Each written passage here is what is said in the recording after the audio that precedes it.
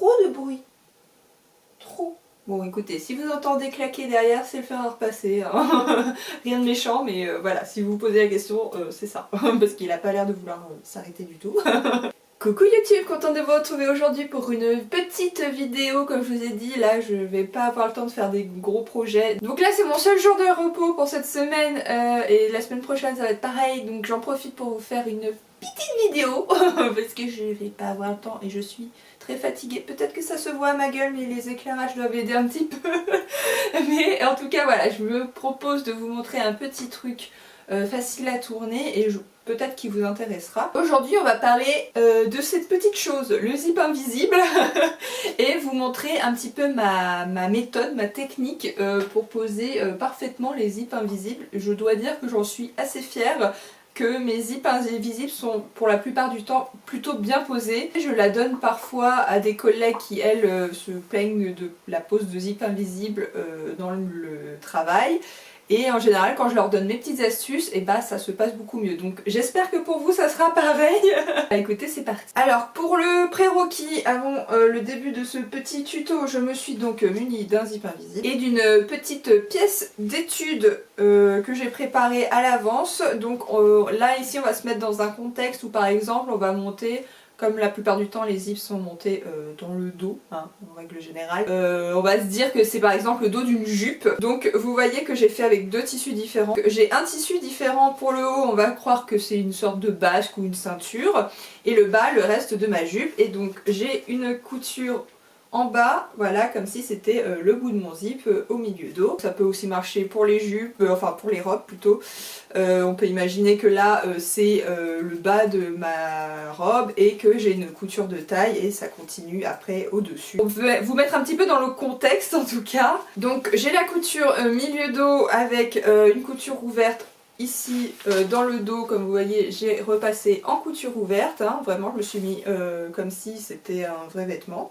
Et j'ai les bords vifs ici.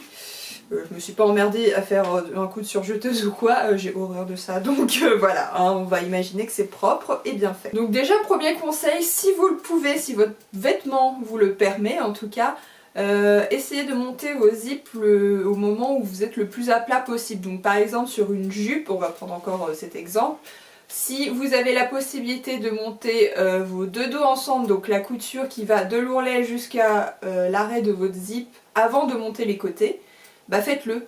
Si c'est beaucoup plus simple pour manipuler sous la machine et ça vous permet d'être bien à plat, d'être plus sûr de vous en tout cas que quand vous avez un vêtement complètement fait et que vous devez être retourné pour pouvoir le faire. Des fois ça peut vous gêner les vêtements finis. Donc voilà, si vous pouvez, faites-le le plus à plat possible si votre vêtement vous le permet. Après c'est pas du tout impossible de faire les zips invisibles sur un vêtement fini. Moi la plupart du temps c'est ce que je fais parce qu'en haute couture c'est le dernier truc qu'on fait une fois que tous les essayages sont faits. Donc bah je le fais toujours sur vêtements finis, donc c'est pas du tout impossible, hein.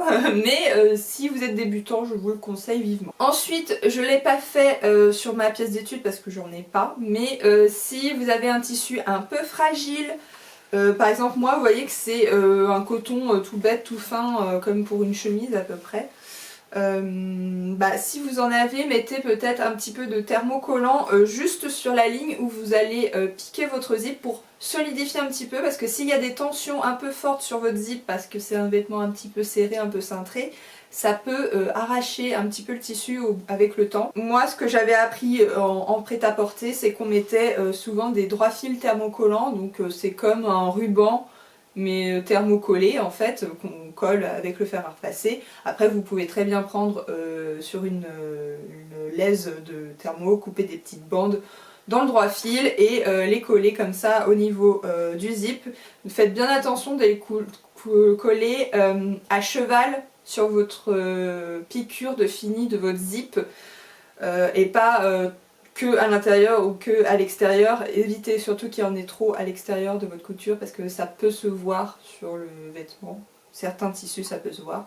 Donc voilà, petit conseil comme ça. Et si vous n'avez pas de thermocollant, nous en haute couture ce qu'on fait c'est qu'on détend des biais d'organza à fond au fer à repasser pour après les coudre dans le zip invisible. Donc on les pose avec un point à la main au préalable et après il va être piqué avec le zip, donc il tient tout seul. Et ça marche aussi très très bien. Voilà, donc j'ai aucun des deux. Donc écoutez, je vous dis ça comme ça, si vraiment vous avez des tissus un petit peu fragiles, petit conseil, solidifiez ça avant. Donc deuxième petit conseil, ouh la lumière est vraiment pas belle, c'est pas grave.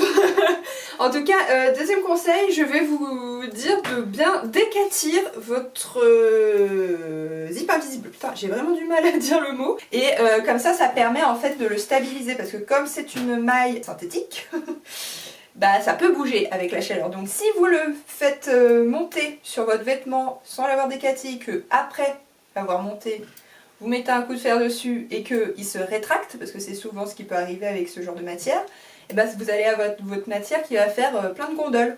Et alors que vous l'aurez très bien monté, mais en fait c'est le zip qui se rétrécit et bah, ça fait des fonces, hein, tout simplement. Ça ramène un petit peu la matière et c'est vraiment pas joli, c'est un peu dommage. Donc voilà, décatissage du zip, je vous montre un petit peu comment je m'y prends. Donc vous voyez que là déjà il a un peu une forme qui gondole et tout ça, on voit qu'il est pas net, vous voyez. Il a un peu une forme avec des petites gondoles, des choses un peu qui ressortent comme ça, donc ça déjà c'est pas bon signe, il faut vraiment que vos zips soient nickel comme votre tissu avant de faire quoi que ce soit avec, il faut que tout soit bien mis à plat pour pas avoir d'erreur. Donc moi je l'ouvre dans un premier temps et je passe un bon coup de vapeur dessus, donc je fais attention de pas marquer quand il torsade comme ça, hein. Je fais attention de bien le mettre droit et je mets un bon coup de vapeur. On n'hésite pas, hein, vraiment, faut y aller.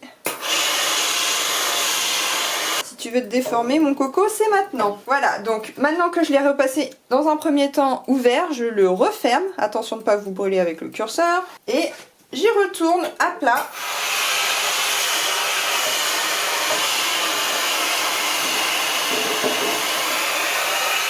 Et je le sèche, hein. Surtout là, je mets plus de vapeur et je sèche bien la matière. Et là surtout, avant de faire quoi que ce soit, vous le laissez bien refroidir. Il faut qu'il soit froid au toucher avant de pouvoir commencer à le coudre. C'est très très important, hein, parce que sinon la fibre peut un peu se déformer si vous le prenez encore chaud comme ça. Maintenant, on va pouvoir commencer à placer le zip une fois qu'il est bien froid. Donc troisième petit conseil que je peux vous donner, c'est de placer votre première branche, donc de droite ou gauche, hein. Il n'y a pas vraiment d'importance pour ça, celle dans laquelle vous vous sentez le plus à l'aise, hein. Donc choisissez l'une des branches que vous voulez placer en premier et vous commencez à la placer le curseur en haut pour que vous voyez ici j'ai fait mon petit exemple comme si mon bord, le bord de mon curseur devait arriver ici parce que j'ai vous voyez, rajouté une valeur de couture, donc j'imagine que le bord de ma ceinture de jupe ou quoi doit arriver au niveau de ma pliure, de ma cassure. Donc pour bien me placer, il faut que mon curseur arrive vraiment pile poil au niveau de cette fin de cette pliure que j'ai fait. Donc que ça soit une pliure ou une valeur de couture ou quoi que ce soit d'autre, le bord fini où votre zip doit s'arrêter en tout cas. Donc c'est plus simple de le voir une fois que c'est fermé complètement parce que vous voyez que quand c'est ouvert en fait il n'y a pas des dents jusqu'en haut par rapport où le curseur visuellement s'arrête en fait. Le curseur il rajoute en fait en vrai il devrait y avoir 3-4 mailles en plus. Je sais pas si vous vous en rendez compte mais par exemple là je vois que ma maille elle s'arrête ici mais mon curseur il s'arrête genre là quoi, donc vous voyez qu'il y a quand même ouais il y a 5 mm à peu près d'écart, donc vraiment faites-le le curseur remonté pour poser la première branche. Et donc pour me poser, bah, il faut juste se mettre curseur à l'envers, posé sur l'endroit de votre tissu, hein. Ça si vous avez déjà monté des zips invisibles ça ne doit pas vous surprendre.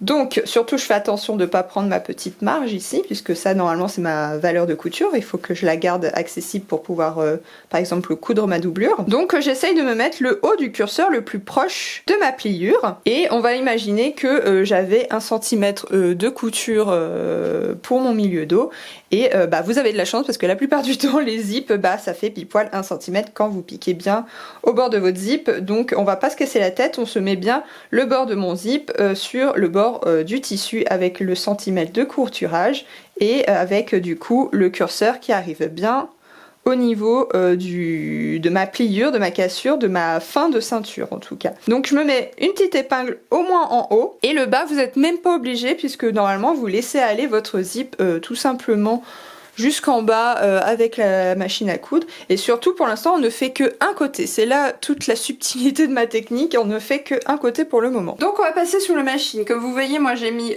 mon pied à zip invisible qui est propre à ma machine. Évidemment utilisez ce qui est propre à votre machine.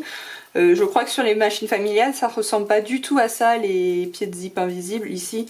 C'est vraiment spécifique soit aux machines industrielles ou les machines semi-industrielles aussi, qu'ils peuvent avoir ce genre de pied presseur là. Mais voilà, je sais qu'il y en a qui n'utilisent pas ce genre de pied, qui préfèrent les pieds une branche. Ça n'a vraiment pas d'importance, il faut juste que vous trouviez la technique qui vous correspond à vous. On est avec notre petit zip invisible, donc comme je vous ai dit, moi je me fixe pas sur toute la longueur de mon zip parce que ça n'a pas grande utilité ici. J'ai juste mis du coup ma petite épingle pour me souvenir que le curseur quand il est fermé ça doit arriver comme ceci. Voilà, là vous allez mieux voir je pense. Et du coup maintenant on va pouvoir ouvrir le zip, donc on descend le curseur au maximum. Voilà, surtout on n'oublie pas d'ouvrir la valeur de couture en haut, hein. On essaye de vraiment se garder les valeurs de couture libres au maximum. Et donc là l'objectif ça va être avec le doigt gauche ici faire rouler un petit peu la dent de notre zip. C'est vraiment pas très évident de vous montrer ça en caméra, mais vous voyez que le zip roule un petit peu. On peut l'ouvrir hein, tout simplement, on peut le tirer avec son doigt. Et donc nous l'objectif ça va être de piquer au maximum sous ce petit boudin. Et en faisant attention de ne pas piquer trop près parce que sinon ça va vous piquer les dents et du coup votre zip ne sera plus du tout utilisable. Donc voilà, ça va être ça l'objectif, de vraiment tirer avec le doigt gauche et de bien maintenir le ruban avec les doigts de la main droite. Comme ça, voilà, à chaque fois. Et avancer comme ça, hop, on descend. Et petit à petit, on va faire rouler ce petit boudin pour pouvoir bien piquer dans le sillon de la pliure de ce boudin en tout cas. Donc une fois qu'on a bien compris qu'il fallait faire rouler le boudin, placez votre pied presseur au maximum dans le sillon pour commencer. Donc surtout vous commencez bien du haut de votre zip, hein. Vous allez vraiment tout en haut, même la marge là où il n'y a plus du tout de zip, où là vous avez l'arrêt du zip et tout ça. Vous pouvez carrément aller dedans, dans cette partie au-dessus. Ça va vous permettre de bien commencer et d'aller bien droit dès le début. Parce que là, cette partie, si elle n'est pas bien fixée, c'est pas très grave parce que le zip ne va pas dessus. Donc si votre zip, vous avez besoin de le piquer correctement dès le début, vaut mieux que vous commenciez bien au-dessus pour avoir le temps de vous mettre bien dans l'axe et pas faire d'erreur au début quoi. Donc moi je me mets bien en haut comme ça, là je suis bien insérée, et comme je vous disais du coup on va y aller petit à petit en faisant rouler un petit peu le boudin et en tenant de l'autre côté.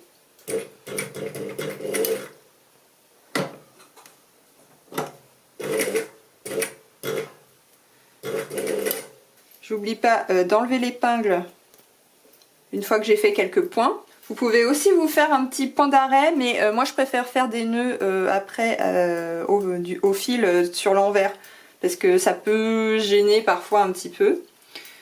Et je continue comme ça, donc je me place toujours bien le ruban sur le bord, je fais légèrement rouler le boudin et j'avance comme ça. Donc moi ici j'ai utilisé un fil un peu différenciant de couleur parce que c'est pour mieux vous montrer après sur mes explications. Mais évidemment essayez de prendre un fil qui colle à la couleur de votre tissu et qui colle aussi avec votre zip. Faut essayer de trouver la bonne couleur, c'est jamais évident hein, parce que les zips c'est rarement des couleurs qui collent bien. Mais si vous ne trouvez pas de couleur parfaite au niveau des zips, concentrez-vous sur la couleur du curseur plutôt. Parce que souvent les curseurs, ils sont un peu plus sombres que la couleur du ruban. Donc comme c'est ça qu'on va voir le plus, si vous avez bien monté votre zip invisible, concentrez-vous surtout sur la couleur de votre curseur. Donc là vous voyez que j'arrive sur le bas, mon arrêt d'assemblage de couture est ici. Donc j'arrive au niveau du bas. Donc là, donc surtout votre zip, vous le faites passer, hop, comme si votre vêtement était l'un sur l'autre, comme ça. Donc j'ai ma couture d'assemblage ici, donc apparente.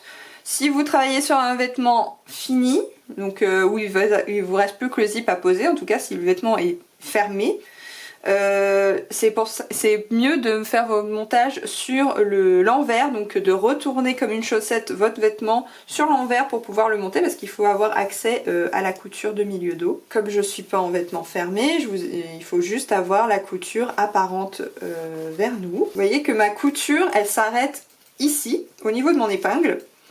Donc pour cette première piqûre, je vais vous conseiller de partir au-delà de cette épingle de quelques points. Moi en général je fais entre 5 et 1 cm de longueur en plus, pour vraiment être à l'intérieur de votre vêtement, pour que la première branche soit vraiment piquée au-delà de votre point. Donc là on fait bien attention que ma couture soit ouverte pour pas piquer la valeur de couture de l'autre partie avec le zip. Et donc le bord du zip, je le place vraiment dans le sillon de ma couture de milieu dos. Et toujours la même technique, hop, on fait attention de ne pas prendre le tissu d'à côté. Je soulève un petit peu mon pied, je le retombe, hop, en avance. Ah, j'enlève mon petit épingle. Voilà, et là je fais quelques points en plus pour bien aller au-delà. Et je me fais un petit point d'arrêt, ça mange pas de pas. 1, 2, 1, 2, voilà. Donc voilà, ma première piqûre est faite, vous voyez que je l'ai bien piqué dans le sillon, donc on voit bien que là j'ai pris du fil bleu pour que ça se voit à peu près en tout cas. Je l'ai bien piqué dans le sillon, comme ça quand le tissu va se replier après, en fait on va être vraiment au ras des dents en plastique et on va pas voir le ruban du tout, le ruban en mou là comme ça, on le verra pas. Plus vous êtes proche, mieux c'est en tout cas. Donc attention de ne pas piquer trop proche. Par contre si vous avez des tissus très épais, genre si vous faites un manteau, des choses comme ça, si le tissu est vraiment épais, il faudra piquer un petit peu plus loin, sinon vous n'allez pas pouvoir remonter le curseur. C'est bon à savoir, mais voilà, en tout cas il faut essayer de piquer le plus proche possible tant que les matières ne gênent pas la remontée du zip en tout cas. Moi ici c'est un petit coton tout bête, donc vraiment il n'y a pas de souci avec ça. Alors maintenant pour le deuxième brin, ça va être un peu le même principe, on va le placer plutôt fermé. Donc on reprend le curseur, on le remonte. Et maintenant le gros problème qu'on peut avoir, c'est pour faire l'assemblage au niveau de ma ceinture, puisqu'il faut que les deux lignes soient vraiment face à face. C'est ça le plus compliqué en fait quand on fait un zip, c'est que les longueurs de tissu soient respectées d'une piqûre à l'autre et que ça ne grigne pas, que ça rétrécisse pas cette partie ou cette partie pour que après mes coutures soient complètement décalées. Alors pas autant, en général ça se joue sur 2 mm grand max, hein. C'est rare qu'on ait un décalage de 5 mm ou voire 1 cm, hein, vraiment c'est qu'il y a eu une couille dans le potage quelque part. C'est là qu'il va falloir être un petit peu précautionneux, minutieux. Donc on en a fixé un bout, on va essayer de se prendre des repères pour savoir où doit arriver mon deuxième bras par rapport à cette couture. Donc je me prends de quoi marquer, donc soit un stylo magique, pardon, soit une craie, quelque chose qui s'enlève, hein. Surtout ne prenez pas de stylo définitif. Et donc on va se faire un repère par rapport à ma couture d'en face. Je vais prendre ma règle carrément, pour me mettre bien perpendiculaire par rapport à ma couture avec le zip et dans le prolongement de ma couture ici. Donc, et je me fais un bon marquage sur mon zip. Voilà, pour être sûr que ça soit visible. Vous voyez que je me suis fait vraiment un gros trait ici bien visible. Encore une fois, faites attention que ça s'enlève correctement, hein, parce que si vous faites un gros trait noir sur votre zip blanc et que votre tissu est blanc et que après le crayon noir se voit de l'extérieur, c'est vraiment pas joli.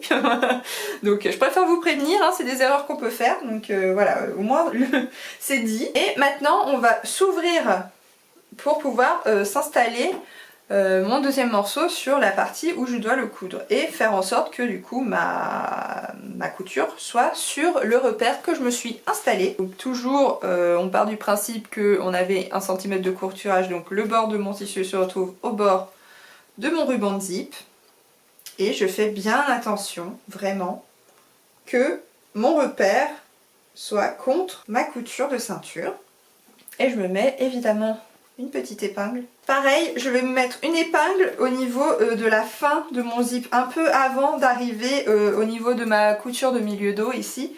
Je vais me mettre une petite épingle parce que souvent, ce qu'il peut y avoir de très chiant quand on fait un zip invisible, c'est d'avoir un décalage sur la fin. Souvent ça fait comme une petite bulle sur le bout du zip. Bah, souvent c'est qu'il y a un micro décalage entre les deux bras. Des fois c'est même pas 1 millimètre et ça suffit à vous faire une toute petite bulle. C'est très très chiant. Donc c'est pour ça que moi j'aime bien mettre au moins une épingle sur la fin pour que quand je le vois fermé, je vois normalement où ça arrive par rapport à mon ruban de zip. Et je me l'installe, je mets une petite épingle pareil. Et en tout cas on se coince.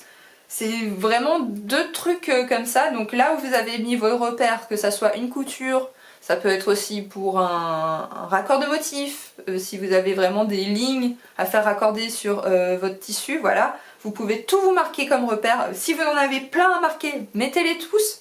Vraiment, plus vous avez des repères, mieux ce sera pour essayer d'avoir un zip le plus parfait possible. Bon là, je me suis pas embêtée, j'ai fait une situation qui est le plus souvent rencontrée, mais vraiment pour les raccords de motifs et tout ça, n'hésitez pas à vous mettre plein de repères. Comme ça, après avoir cousu votre première branche de zip, ça n'en sera que mieux en tout cas. Donc là, je me remets mon épingle, hop, dans le bon sens. Et je fais aussi la même chose du coup pour l'épingle qui doit me bloquer le haut. Comme je vous disais, il faut qu'on ait vraiment les 2 bords finis l'un en face de l'autre, ici, au niveau du haut du curseur. Donc là, ça va être pareil, je me remets pas de cran forcément. Si vous n'êtes pas à l'aise, stylo magique, il n'y a pas de souci. Mais là, comme du coup, j'ai mes 2 pliures qui doivent se regarder, juste je les mets l'une sur l'autre, comme ça. Et je m'épingle, pareil, le haut du zip. Attention de ne pas prendre, hop, la valeur de couture, je la pousse. Voilà. Donc là, j'ai mis 3 points principaux, le début, la fin et les différents points de repère qu'il vous faut en fonction des coutures ou des motifs que vous devez raccorder. Par contre, là, vous voyez que j'ai mis mes épingles sur le mauvais côté. Là où il faut mettre les épingles, c'est sur le zip parce que c'est là-dessus qu'on va piquer. Donc juste, maintenant, je vais m'ouvrir le zip. Et quand vous réouvrez le zip, surtout vous passez votre zip au-delà de la couture d'assemblage du dos. Donc en fait vous faites passer votre curseur dans le petit trou qui vous reste normalement si vous n'avez pas mis votre épingle trop loin. Si votre épingle vous gêne, hop, vous prenez avec vos doigts, vous la décalez de quelques millimètres vers le haut. Surtout on fait attention de ne pas trop bouger.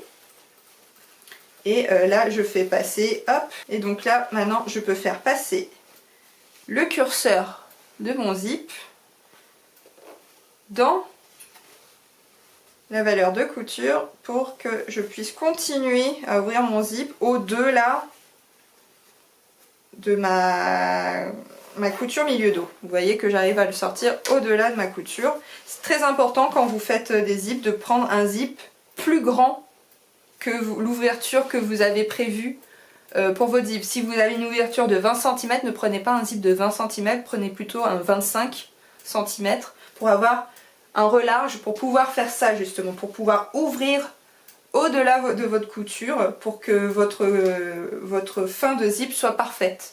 Parce que sinon votre curseur ici va vous empêcher de piquer jusqu'au bout et ça sera vraiment pas beau, ça va vous laisser un trou.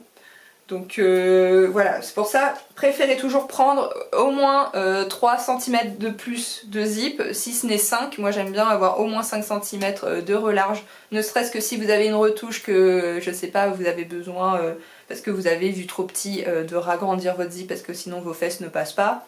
Voilà, vous avez au moins un petit peu de relarge pour pouvoir l'ouvrir au-delà de ce que vous avez prévu. On prévoit toujours les retouches, hein, c'est mieux. Donc maintenant, je vais juste me remettre les épingles sur le bon côté, donc sur le côté ruban zip, puisque c'est là où on va piquer. En sachant que j'ai fait ma première piqûre sur la première branche de haut en bas. Je fais toujours de haut en bas, mais en soi, il n'y a pas vraiment de règle pour ça. La seule règle qui existe, c'est de faire la même chose sur l'autre branche. Si je pique de haut en bas sur ma première branche, il faut que la deuxième branche soit piquée aussi de haut en bas. Après, si vous préférez piquer vos zips de bas en haut, ça peut se faire aussi, il n'y a pas de souci, mais juste faites-le des deux côtés. Voilà, c'est la seule règle d'or pour ça, parce que les entraînements de machine à coudre avec les griffes et tout ça, bah forcément ça fait... ça bouge toujours un petit peu le tissu, même si on n'en a pas l'impression, ça bouge le tissu forcément. Donc faut que ça bouge dans le même sens. Voilà. Donc je me mets les épingles de façon à ce que je puisse les retirer sous la machine à coudre. Donc moi je fais la tête vers le bas. Donc je me remets des épingles à côté de celles que j'ai mis à l'opposé, enfin sur l'envers en tout cas. Je me remets des épingles, et évidemment j'enlève celle qui est en dessous. Pareil pour ma couture au niveau de la ceinture. Hop, je mets mon épingle juste à côté. Voilà. Et je retire celle du dessous. Surtout enlevez-les bien, sinon ça peut vous niquer la machine. Hein. Et pareil sur le bas, hop, juste à côté. Et je retire celle d'en dessous. Et maintenant, alors... moi je vous conseillerais de quand même vous en rajouter sur le milieu parce que le zip il peut toujours faire un peu sa life ici, donc on se le bloque, on n'hésite pas. Je vais pas en mettre plus moi parce que j'ai quand même une petite longueur, donc je pense qu'avec ça normalement ça devrait suffire. Si vous avez un long zip, par exemple pour une robe, soit vous vous mettez plein d'épingles, mais des fois c'est un peu chiant parce que ça peut déformer un petit peu la couture, parce que vous voyez à chaque épingle en fait ça fait un petit arrondi comme ça. C'est pas toujours le mieux, moi je trouve. Donc quand vous avez des grands zips, ce que je peux vous conseiller c'est de les bâtir. Donc fil, aiguille, et vous faites un petit point avant, tout con, assez proche de vos dents, mais attention, pas là où vous allez piquer, sinon vous allez galérer à enlever votre fil de bâti. Donc assez proche, mais pas trop.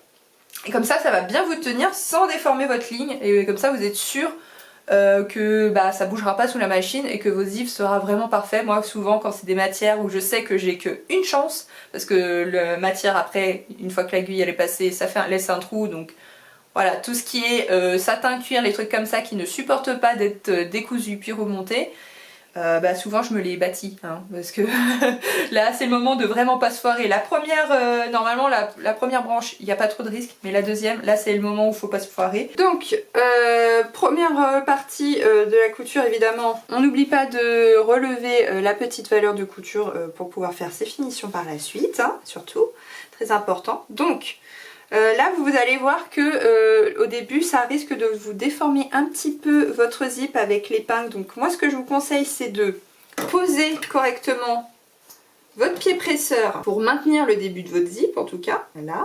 J'ai toujours l'épingle là, hein. Donc j'ai le pied presseur dessus. Avant de commencer de coudre, surtout je retire l'épingle parce que sinon ça va vous déformer votre zip. Surtout je relève pas mon pied maintenant que je l'ai bien bloqué parce que j'ai plus rien qui me tient là. Hein. Je vérifie que mon zip il fasse une belle ligne droite. Normalement, quand vous avez retiré l'épingle, celle-là, enlevé la bosse.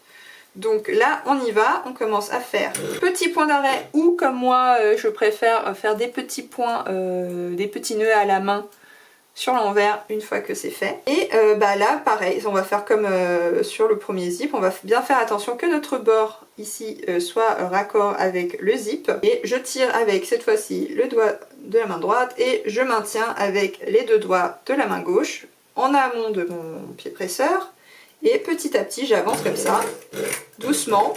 C'est pas la course, là c'est le moment d'être concentré, vraiment ne regardez pas une vidéo en même temps. Il faut pas se gourer à ce moment-là. Alors quand vous arrivez au niveau de la couture, il va falloir faire attention déjà à comment votre couture est placée. Je vous l'ai pas dit également sur la première piqûre, mais vous faites bien attention de piquer votre valeur de couture dans le sens vous avez besoin qu'elle soit, hein. Donc moi ici comme c'était pour une ceinture, je l'ai placée vers le haut, donc j'ai bien fait attention que la valeur de couture soit bien vers le haut quand j'allais piquer dessus. Et donc là ça va être pareil pour ce côté, on fait bien attention déjà avant de passer dessus que ma valeur de couture est bien installée en dessous, que ça ne me fasse pas de surépaisseur, voilà, que ça soit bien mis. Ensuite du coup on va s'approcher un petit peu plus de la couture. Vous voyez que là, mon pied il commence à toucher le bout de mon épingle. Je vais commencer à glisser un peu mon épingle petit à petit. Mais je ne la retire pas, hein. Surtout je la reste avec genre le bout de la pointe au bord de la fibre de mon zip. Pour pouvoir m'en approcher le plus possible. Voilà. Quand je suis sur mon épingle maintenant, je la retire. Pour être sûr de ne pas bouger. Je suis vraiment à 2 piqûres de mon marquage que j'avais fait sur mon zip en tout cas. Ça je suis sûre que normalement ça va pas bouger. Et là je fais bien attention de ne pas bouger. Je tiens bien avec mes doigts. J'y vais doucement. Voilà, ça passe. Et on est parti pour le reste du zip comme ça. Surtout à chaque fois que j'arrive à une épingle, je la retire pour arrêter la déformation de mon zip.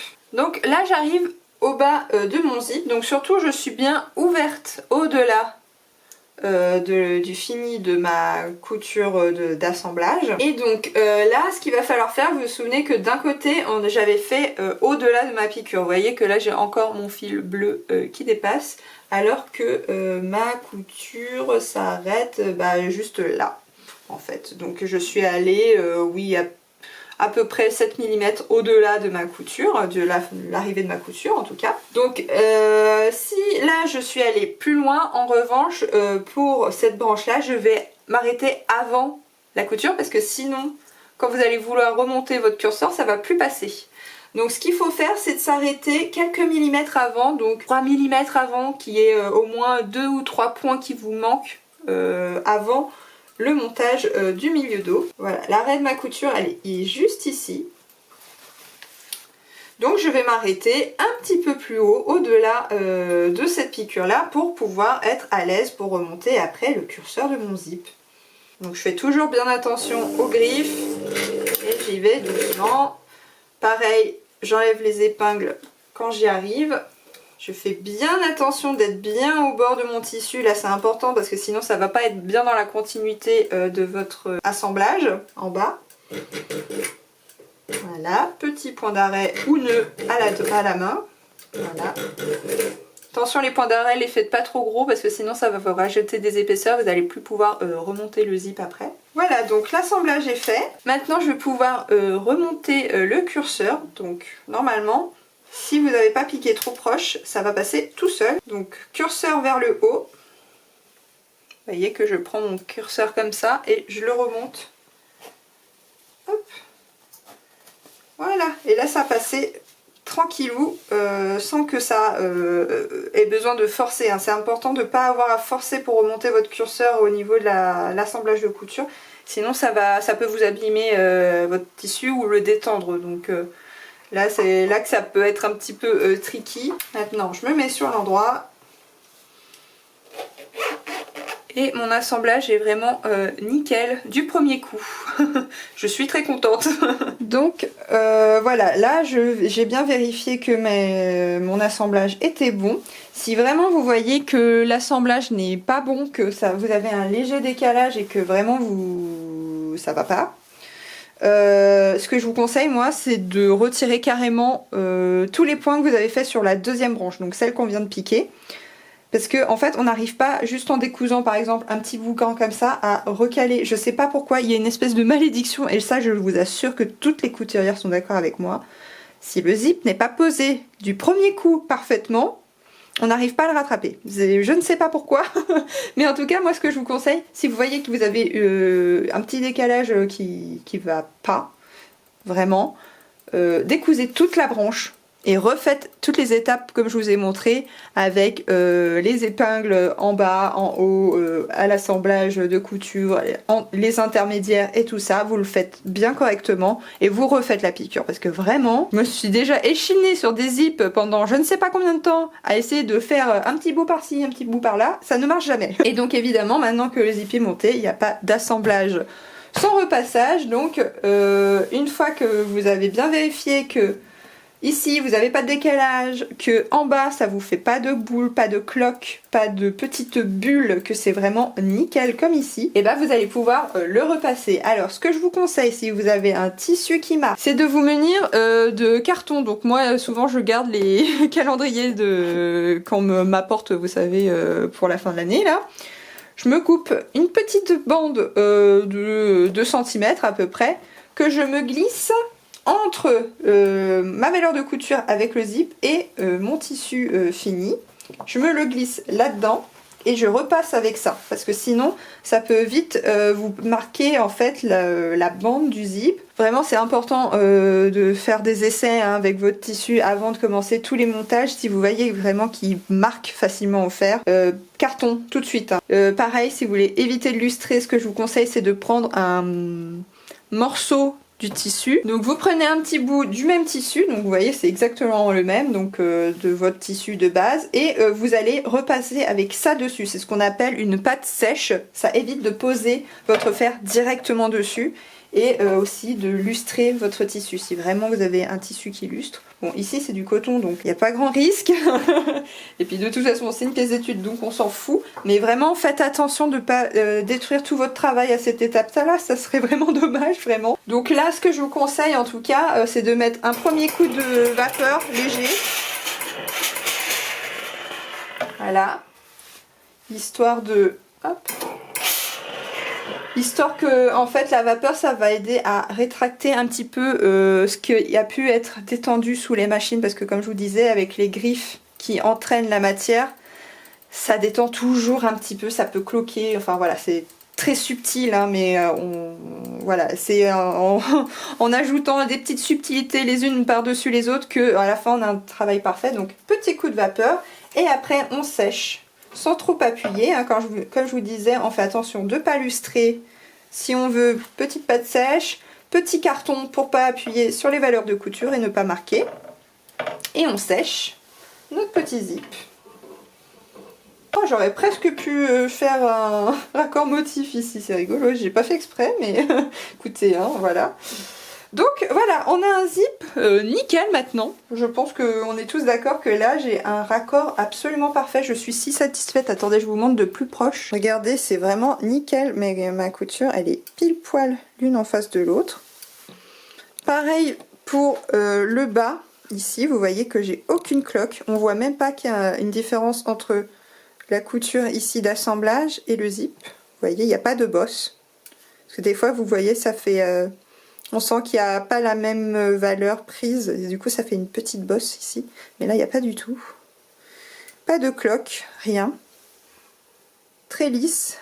Et aussi pour le haut, du coup on voit que c'est bien raccord, parce que quand je plie, hop, mes petites valeurs de couture, on est bien en face l'un de l'autre. Voilà. Et voilà, du coup comme je vous montrais, il est fait, il est tout beau, vous voyez que ça ne gondole pas du tout, c'est nickel vraiment. Si vous appliquez la méthode à la règle, normalement vous devriez avoir le même résultat que moi. Surtout n'hésitez pas à bâtir si vous n'êtes pas sûr avec les épingles, il n'y a pas de honte à avoir, moi je bâtis souvent mes zips, donc voilà, là c'était vraiment une pièce d'étude, donc il n'y avait pas grand intérêt de bâtir, mais en tout cas, si vous suivez bien la méthode, même avec les épingles, vous voyez qu'on peut s'en sortir. Vraiment la chose à retenir c'est de faire le montage en 2 étapes. Donc le premier bras du zip, puis de prendre vos repères pour le deuxième et de vous monter le deuxième. De ne pas essayer de brûler les étapes, parce que moi je sais qu'à la base j'avais appris à faire les pointages des coutures et tout ça avant d'en avoir monté un en fait. Et à chaque fois j'avais des décalages, je comprenais pas pourquoi. Et en fait non, il vaut mieux monter une branche, prendre des repères, puis monter la deuxième branche. Vraiment c'est ce qui marche le mieux pour moi. Et vous voyez que aussi du coup bah, le bas il est nickel si vous faites bien le prolongement pour la première branche au-delà de votre point d'arrêt de montage de couture. Et la deuxième branche faire un petit peu avant le montage pour pouvoir passer votre curseur tranquille. Et vraiment ça ne se voit pas hein, qu'il manque 2-3 points, hein, c'est très très léger. Vraiment même en écartant comme ça, j'essaye de gratter avec l'ongle, on le voit pas. Hein. Donc vous en faites pas, ça sera toujours aussi solide. Et c'est vraiment pas visible. La dernière petite astuce que je peux peut-être vous donner pour les zips, c'est d'éviter de trop tendre votre matière quand vous allez la monter sur le zip, parce que après ça peut vous faire des zips qui partent un peu en incurvé comme ça sur l'intérieur. On imagine que ça fait une vague comme ça, c'est parce que votre matière est trop tendue par rapport au zip. Du coup, soit que votre matière est trop tendue ou que votre zip est trop tendu, enfin voilà. Il faut vraiment essayer d'être doux avec la matière, avec le zip, de laisser les matières se poser entre elles, tout en contrôlant sous la machine comment vous piquez par rapport à votre bord et tout ça, bien évidemment. Mais voilà, il faut toujours laisser la matière vivre un petit peu et se placer comme elle a envie, comme la tension qu'elle a naturellement. C'est pour ça aussi que je vous disais qu'il faut bien décatir le zip, parce que pareil, vous pouvez avoir ce genre de problème une fois que vous allez faire votre repassage final, ça va vous faire des espèces de courbes comme ça. C'est vraiment pas joli. Et pareil, ça peut vous faire aussi ce genre de problème sur des robes très cintrées, qui prend bien la courbure du dos. Et là vous allez sentir que ça fait des bosses, en fait le zip il va faire des bosses comme ça, bah, c'est que la tension n'était pas bonne aussi. Donc si vous avez ce genre de problème, faut recommencer le zip. Si vous voyez que c'est la matière qui se détend, comme je vous ai dit au tout début, mettez-vous un thermocollant ou un biais détendu, comme je vous ai expliqué en début, pour que la matière ne bouge plus. C'est vraiment important de bien stabiliser votre matière s'il y a besoin. Et voilà, normalement avec tous ces conseils, vos zips devraient être nickel, j'espère en tout cas. Écoutez, j'espère que cette vidéo vous aura plu, que ça vous aura intéressé d'avoir mes petites astuces que j'ai acquises avec mon expérience dans la couture. Je vous assure que des zips, j'en ai monté des centaines. Et sans déconner, je n'exagère pas le nombre parce que des fois, je sais que je montais les zips de mon chef d'atelier quand j'étais en prêt-à-porter, parce qu'il aimait pas monter les zips, il n'y arrivait pas. Et je montais tous ces zips invisibles, donc je vous jure que j'en ai monté un sacré paquet. C'est pour ça que aussi que j'ai trouvé une bonne technique qui fait que j'y arrive bien maintenant. Donc vous pouvez me croire, ça fonctionne en tout cas, vous l'avez vu en live. En tout cas si ça vous a plu, n'hésitez pas à me mettre un petit pouce pour me le faire savoir et m'encourager à continuer. Si c'est pas encore fait aussi, n'oubliez pas de vous abonner, of course. Si vous avez d'autres petites choses focus comme ça, couture, qui vous intéresseraient de voir sur la chaîne, bah, n'hésitez pas dans les commentaires, je note toutes vos idées de vidéos hein, souvent, et je vois qu'il y en a certaines d'entre vous qui me voient faire certains types de vidéos et qui disent « Ah mais c'est moi qui t'avais donné l'idée !» Bah oui, parce que je note tout. Donc surtout n'hésitez pas, les commentaires c'est fait pour ça, je vous lis tous. Donc vraiment ça sera avec grand plaisir si vous avez des idées de petits focus comme ça que je peux faire rapidement. Ça m'aide quand je suis dans les périodes de rush comme ça et que j'ai pas beaucoup de temps pour filmer, donc je suis vraiment preneuse, hein, n'hésitez pas. Et moi bah écoutez, je vous dis à une prochaine vidéo et d'ici là je vous souhaite une très bonne couture.